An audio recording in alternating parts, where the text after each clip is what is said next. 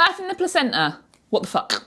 You think you've birthed the baby and that's it, right? No! You've got to push something else out of your vulva. This time without bones. Therefore, it's a little easier. Piece of piss, you might say. Oh. So there are a few options for this. And as standard, people are offered an injection of synthetic oxytocin, which they are given in the thigh once their baby is born, and that contracts the uterus. And essentially, the placenta comes away from the inside of the uterus and pops out, and it's all done and dusted fairly quickly. Easy peasy. Put it all away. Move on with your day. Absolutely. However, there are times that you may not want to have a injection, especially if you have had a straightforward physiological birth. There's actually no reason that you can have one unless you decide that's what you want. There are pros and cons to it as well. We're often not spoken about. It's just, oh, should we give you the injection? And people go, oh, okay, but actually giving birth to your placenta physiologically can have lots and lots of great benefits. Now, a lot of us might have heard that our friends or people we know have had the injection, and so, you know, it's mundane, it's run of the mill, it's every day, we don't think much of it.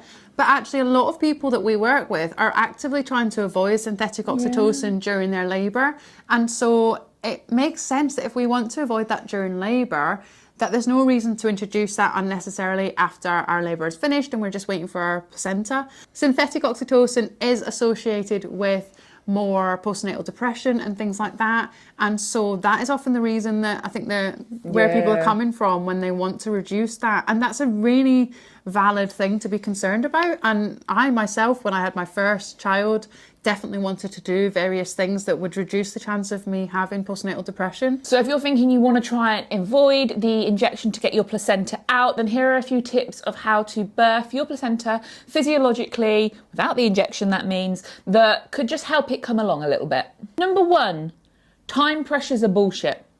Okay, so people will be worried, they'll be saying that placenta needs to be out within the hour or else, you know, XYZ could happen. Whereas actually, is that the case? What evidence tells us? No. If you are feeling well, if you have got minimal bleeding, actually you have the opportunity and the right to wait for as long as it takes for that placenta to come out. Old, how long were you? 9 hours. 9-hour placenta over here, and she was absolutely fine. No bleeding during it, no feeling unwell, just kept an eye and it came. Now, I'm not saying that you have to wait 9 hours.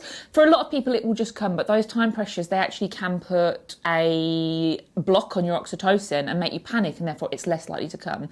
Which leads on to tip number 2, which is keep the same environment that you were birthing within. You are still in labour. It needs the same things that you had in labour to get it out. Support from the people around you. Privacy. Privacy, exactly. Dim lighting. That loving. Having your baby on you. Being able to smell their beautiful little head. No hats. Flick them hats off. Get it gone. Hats are... We will do something else on hats, but they are so unnecessary for a baby. There is no need for it. Those fucking labour wards, scorching. Hot as hell, one would say. So your baby, it is unnecessary to have it because they will not have it on at home. They do not need it on there. Take the hat off, smell their hair. That is going to help initiate breastfeeding ASAP. These are all things that are going to help that placenta come away quicker. Change your position.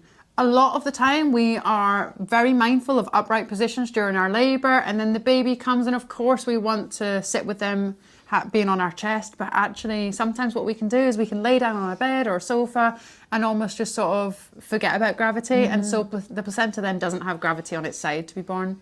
A really valid option is to go into it thinking that you're not going to have the injection and try to, you know, make that environment conducive to birthing the placenta. And then at any moment, if you should start to feel unwell, if you should be concerned about blood loss, if you maybe, like me in my second labour, just think, I want to get dressed now, you can absolutely say, you know, yes, I would now like the injection, and you can do that. You can kind of almost do a bit of both and wait and see when it would have come. Knowledge is power, as with everything like we like to talk about.